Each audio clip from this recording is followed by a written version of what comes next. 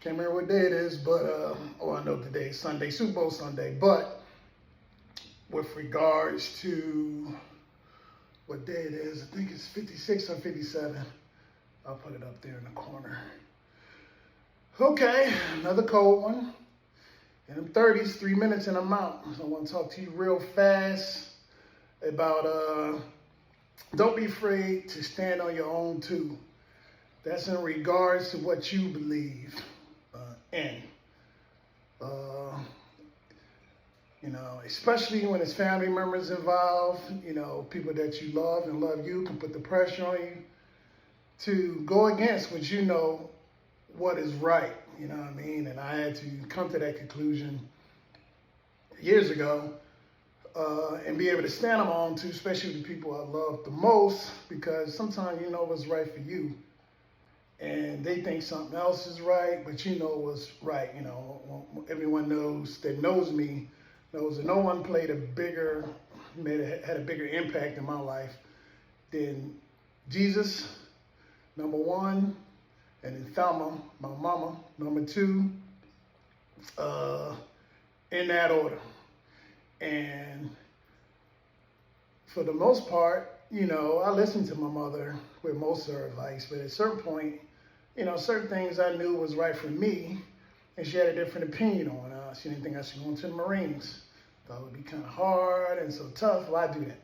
And I'm like, she's like, go in the Air Force and the Navy or something different. I'm like, nah, that ain't for me. I only thought about going into one branch, and the branch that I wanted to go into was the Marines. And if I wasn't going to be a Marine, I wasn't going to be in the service. So I said, nah, I'm doing it. She's like, oh, you go do what you want. I'm like, well, I am. She also had a great relationship with one of my son's mothers. So she thought she was my wife, and she didn't think my wife, who's been my wife for now almost 26 years, was my wife. So I let her know, hey, I'm grown, I'm gonna do what I want. Just because you are cool with this woman, that does not mean she's my wife. This is my wife, and you can get down, and you cannot. Eventually, do what you want. My mom ain't really talk like that, but when in that decision, it was like, well, I think I know what's right, and you do it, making the wrong decision. And, obviously it turned out to be right, that I was right. And right or wrong, I'm still standing on my own too, you know what I mean? And you gotta learn how to do that, in life. When I do it with my wife, when she didn't want to move to Atlanta. It's too far, we don't know anyone, yada, yada, yada. We moved to Atlanta, this is it.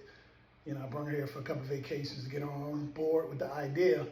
But I knew what was right for us, for her, and my family, and we did it. So just don't be afraid to stand on your own too. Drinking, everybody know I don't drink, I don't smoke. I've never tried any hard drugs. I haven't tried any soft drugs. I never smoked marijuana. I certainly never thought about no coke or meth or sherms, anything like that. And drinking, don't do it. I've been drunk before, maybe once when I was 16, didn't like it.